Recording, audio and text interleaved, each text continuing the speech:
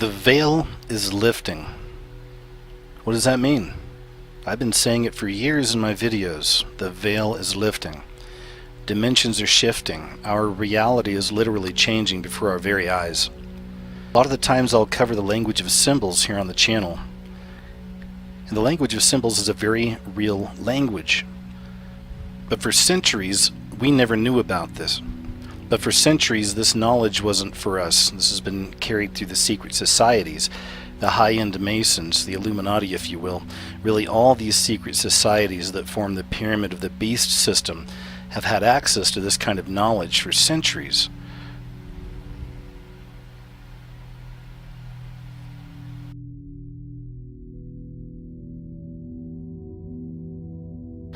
One place we find the language of symbols predominantly placed is in all forms of media, movies, television shows, commercials. It's all over the place. This is esoteric knowledge. This is occult knowledge. This is knowledge that's been held from us, the public, once again for a very long time. But since that veil is lifting, I believe all this knowledge is coming out, and people are changing. We're seeing some people become much more evil. We're seeing others become much more light, more sensitive, more kind. I personally believe this is the time of the wheat and the tares, the sheep and the goats. The veil is lifting. One of the hardest parts of this whole subject for people to grasp is that we're literally seeing biblical prophecy play out right before our very eyes. We're living in that season. I truly love my subscribers, and let me tell you why. Because my subscribers, for the most part, the mass majority, are so on point with their own knowledge and their information of the things they share with me. And you've really helped me out. I try not to look at it like I'm the channel guy and you're all my subs, so I've always tried to see this as a community. Many of you out there are very bright, you're very spiritually awake, you see all the things I see and more, and you share this with me. And this is why I'm making this video. Somebody actually shared a new movie with me. They told me to check it out, and it was called The Veil, and this is actually a screenshot from the film. So the movie itself starts off and kind of continues for a little while as something we've seen before. It's about a cult leader, right? And he's out in the woods and he has his followers and he has his own way of doing things and he's very charismatic and, you know, is he crazy? Is he not? Is he gifted? You know, it's the whole thing. And we've seen this play out. It's a very common theme we've seen in a lot of other films throughout the years. But this movie has quite a few twists, and really what I wanted to get to is the speech that this man right here gives at the end of the film. So if you're planning on watching this film, spoiler alert, because the message that this movie is really trying to get across, once again, it's called The Veil. It's about the veil lifting. They even mention that multiple times throughout the film. But I believe the main message they really wanted to get across with this was from the speech at the very end of the movie. It's something I want you to notice here just from this screenshot of him, and this goes back to other subjects I've covered in the past with symbols. Around his neck he has a few little amulets there. There's an ankh that's hanging a little bit lower, but right there in the top is a spiral, and you can see just below that is the serpent. Now I've covered the spiral in a recent video as well. We see the spirals all over the place, right? And once again, the spiral is a portal.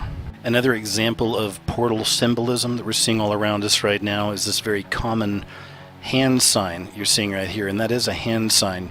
Now you can't get carried away with this because some people don't understand this stuff. It's also a part of our collective consciousness, so some people may just kind of randomly hold their hands like that from time to time. However, I don't know about you, but I see that everywhere. All kinds of shows, I'm always seeing people holding their hands like that now, right? And what that signifies is the pyramid in front of the reflecting pole, or a black mirror. It's a pyramid on top of a pyramid. It's as above, so below. The other part of that is intention. That's one thing that's very important with these occultists that purposefully do this kind of stuff. They put all these symbols in our movies and TV shows, but they're doing it for a purpose. They're doing it with an intention, okay? So that's another part of all this.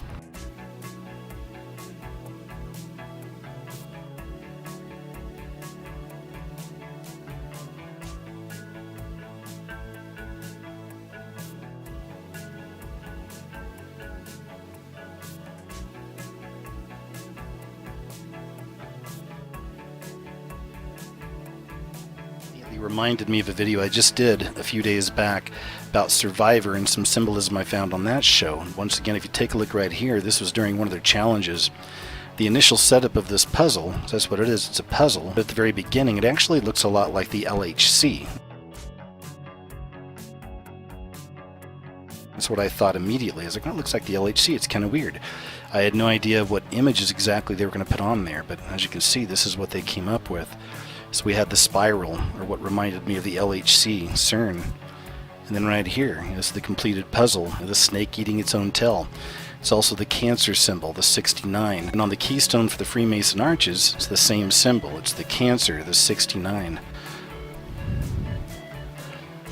It's also Enter the Dragon. It's the beast entering through a portal, entering through LHC.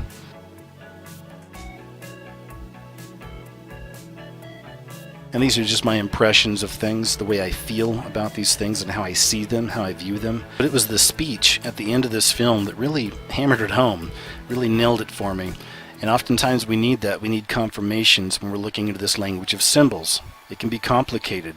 It takes logic, reason, critical thinking, but most importantly, it takes spiritual discernment to understand these kind of things. Again, there's one scene I forgot to mention that happened very early on in the movie, where he's talking to his flock, his congregation, and he takes a Bible from one of them, and he basically tells them, there's nothing in this book we really need, and he throws it over his shoulder, so you know where he stands on things. But then as the movie goes on, turns out, he can heal people. There's a lot of Christ symbolism with him, not saying he's Christ, but of course they're playing off of that, right? So lots of people die throughout this movie, and basically in the end what you find out is that this guy has figured out a way to come back, right? And he's figured it out for other people as well, but you have to kill them first, and then they can return. And that's explained in this speech and this sequence that plays just before it at the tail end of the movie. And this right here is the cult leader. He came back in the form of this person who had been killed earlier in the movie. So again, that's kind of what he's doing. He's killing people, they're killing other people, and all these people are coming back. So this right here is pretty much the beginning of that sequence, and the camera starts moving in closer and closer to this guy. And he keeps getting darker and darker and shape-shifting. And now you can see the spirit of that cult leader. You can see him, right? Even more so now. And then right there it is. And just before that short sequence began, the character said in a really dark and demonic voice, "The veil has lifted, the fallen shall rise." So in that moment alone, he kind of answered our question, right? But wait, there's more. Once again, he's telling you that that's what it is. They are taking on other forms. They're killing humans to replace them, right? To interbreed with us, to become one like us. Hybridization. They look like us, but they're not. They're hollow on the inside, right? And again, that goes back to the wheat and the tares. If you're not familiar with the wheat and the tares, please look that up. They're beings that live among us. They look like us, but they're not. They have no soul. They're not of God. They're hollow on the inside. So obviously, because of copyright, I can't play out the sequence for you, but I do have a short audio clip of his speech in the end, and I've got some screenshots I'm going to just kind of play out as he's giving his speech. And again, this speech just spells it all out for us. And it's really creepy because as he's doing it, you find out that basically there's dead bodies all over the place, right? Somebody, they don't show you, the screen goes black, but somebody killed all the cops and there's just people dead everywhere. But at the very end, as he's giving his speech, he's talking about, rise up, to all these people. And all of a sudden, all these dead bodies start to rise, looking like zombies, and just kind of following this guy, right? So once again, we have that theme, that hive mind. So check this out. Children of the void, sons of chaos, it is the last hour. The head is complete. We have been remade by Yaldabaoth in the image of the seven archons who created and enslaved this world. We are the hidden masters. We are the architects of anarchy. We are the dark fucking soul eaters. Lords of the unrighteous. Today, our new reign begins in a new reality. I told you we'd be deathless. We just need new shells from time to time. And plenty of souls to eat. Our legion arise from behind the veil to reap the pain that we have wrought. The seven shall become a vast multitude. These are the days of vengeance and wrath. The deathless aeon has begun! And I thought this was interesting. It's from a website called Filmmaker, and they're actually talking to one of the filmmakers behind the movie The Veil. And check this out right here. He's talking about approaching the actor Thomas Jane, and Thomas Jane is the guy that played the cult leader. He says, then I went to Thomas Jane and I said, are you interested in this guy? He read it and committed the next day. By that point we had the rewrite, in which the Jim Jacobs cult leader role was more of a religious fundamentalist. And Thomas said to me, look, I really like the story, I really like this character. I want to do it, but I want to adjust this guy and make him more of a spiritual guru who has his own views on everlasting life, spirituality, heaven and hell, and it's not Bible-based, but listen to that, it goes back to something even earlier, the religion of the fallen. Thomas did all this research into archaic forms of spiritualism and ancient religions of the Egyptians, and I don't even know what. I just wanted to show you that as a confirmation, and I see everything in the spiritual, so I certainly believe that spiritually this Thomas Jane was led to research this stuff or to interject these ideas into this film. And again, I know that may seem like a reach to some people out there that aren't spiritual, but this is just the way I see it. And this isn't the only example of this. Once again, I've shown this on my channel time and time again. But now I want to show you another connection.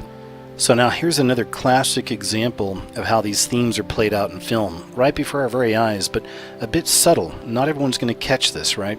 This is a movie called Borgman, and I actually saw this a couple years ago. I was really blown away by it. I almost made a video about it back then, but for whatever reason I moved on to something else. But this is the way a lot of my videos work. I'll remember these things. I categorize all these things I see throughout the years and little puzzle pieces, right? And then occasionally something will come along and be like, oh, okay, that reminds me of this.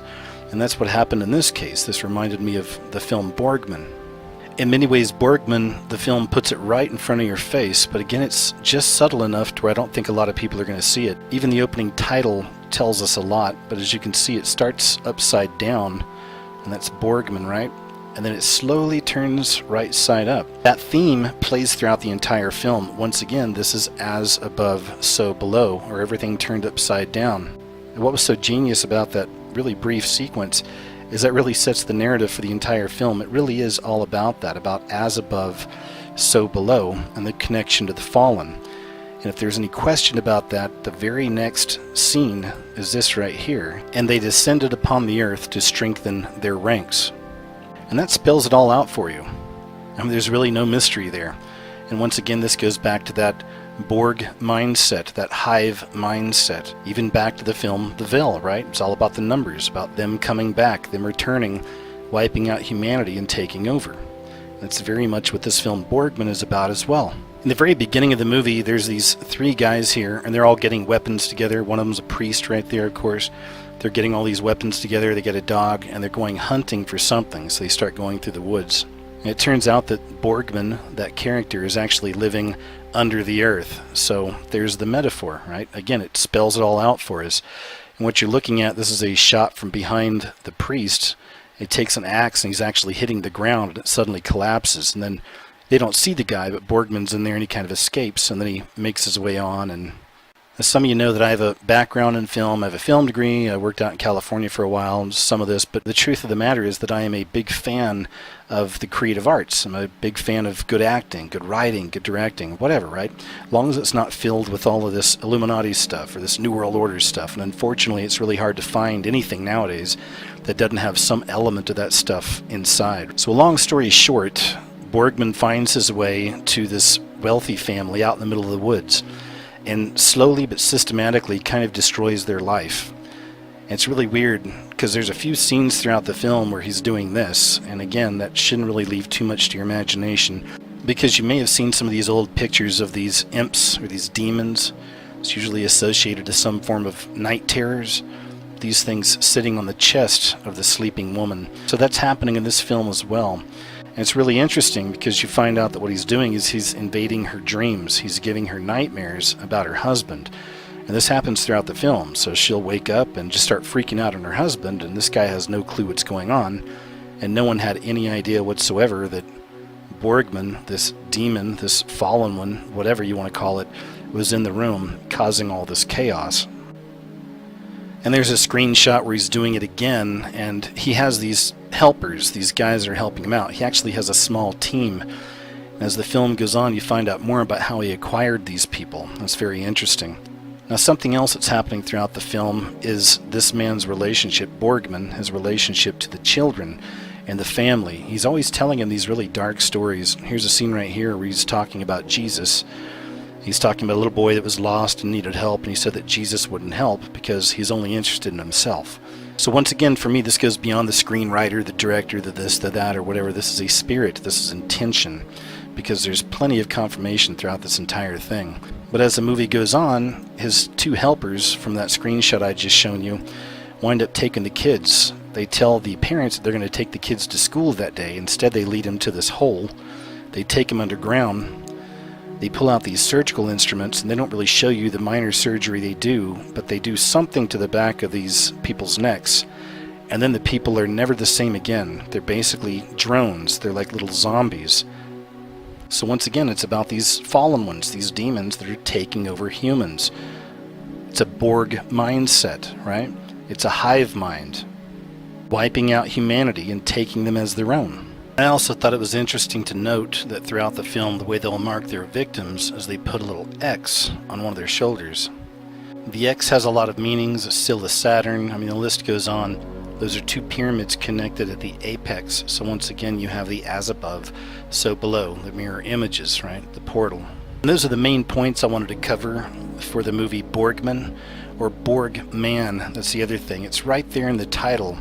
It's the Borg Man, and we know about the Borg, right? We are the Borg. You will be assimilated. Resistance is futile, and that's from Star Trek. So once again, that's that hive mind mentality, right? Taking over everybody, wiping out humanity, assimilate or die. And this really is a very common theme. Once again, we're seeing more and more over the last few years coming out. This is that occult knowledge, it's that esoteric knowledge. All of this stuff is coming out. You've even seen it with the black goo. Now, I've covered the black goo in some videos. Lots of other people have covered it as well. As with any other symbol, there's a lot of different meanings behind it. The black goo I've always seen as kind of a Borg system. Once again, all-encompassing, or a hive mind. Just like these other themes we've seen throughout this video, in connection with the fallen ones. The interbreeding, the mixing the iron with clay. Here's just a few examples of where you see the black goo. They even call it the black goo helix for that show there on Sci-Fi, but we saw the black goo in Prometheus. I thought this one was interesting. This is for the X-Files, and if you're familiar with the X-Files, there's a black goo in the X-Files also. It's an alien hybrid type goo, and this is the stuff that gets inside people and turns them, right? It assimilates them. It's also interesting that they have the dead bee up there in the black goo, right? So there's the hive mind. This is from a game that's been around for a really long time called Magic the Gathering, but even one of their cards from way, way back, they have the death mark, and you find the black goo. Of course, you've seen the black goo in Spider-Man. It's another one from the X-Files. I recently saw it in a commercial for a new movie coming out called Suicide Squad, and this is one of the comic book people, or comic book heroes, I guess, or anti-heroes in the new movie, the Enchantress. And a wider shot, you find her, she's underneath the pentagram there and surrounded by the black goo. If you want to go real old school, we had the black goo with the Penguin. Tim Burton's version of Batman had that from way back. And of course, there's just a few more from the X-Files. One more I'll show you too. This one really blew me away. I don't know if you ever saw this movie or not. I wouldn't recommend it. It's just really artsy and weird, and didn't really seem to have much of a point. But it did have an agenda. And that agenda, once again, is all about the what?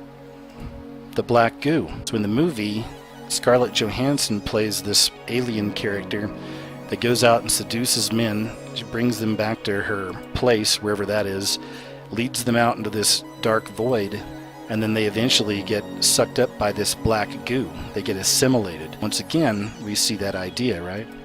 And then there's a shot of what it really is. So here's your demon, here's your fallen one, right?